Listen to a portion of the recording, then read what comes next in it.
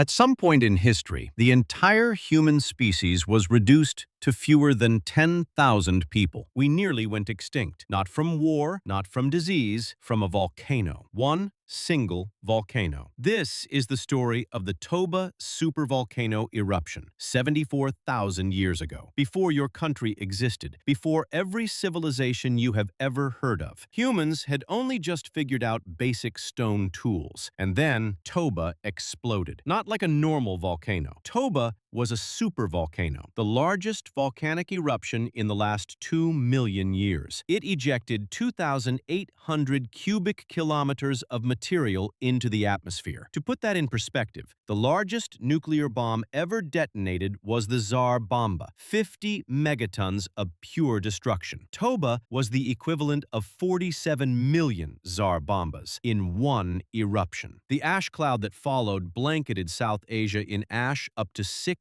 meters deep. 6 meters! That is taller than a double-decker bus. Every plant buried, every food source gone, every animal that relied on those plants starving. But the ash was only the beginning. The particles Toba ejected into the stratosphere reflected sunlight away from Earth. Global temperatures dropped by up to 15 degrees Celsius for years, possibly decades. This event is called a volcanic winter. Imagine summer just stopping, crops dying, animals migrating to find warmth that didn't exist anymore, and humans caught right in the middle of all of it. At the time of the Toba eruption, scientists estimate there were perhaps 100,000 humans on the entire planet. After Toba, that number may have collapsed to as few as 3,000 to 10,000 individuals. Think about what that means. Every human being alive today is descended from that tiny group of survivors. You are here because they survived. But surviving Toba was only the first problem, because the volcanic winter led directly into one of the most severe ice ages in human history. Ice sheets kilometers thick covered what is now Canada, Northern Europe, and large parts of Asia. Sea levels dropped by over 100 meters. Land bridges appeared between continents, which is partly how humans spread across the entire planet. But back to those survivors. How did they survive? Coastal living. The oceans still had food: shellfish, seaweed, fish. While the interior of continents became wastelands, the coastlines kept small groups of humans alive. And something remarkable happened. Facing extinction, humans became more creative, more cooperative, more innovative. Evidence suggests that after Toba, human tool-making became significantly more sophisticated, as if near extinction lit a fire under our species. Crisis made us smarter, and slowly, painfully slowly, the climate began to stabilize.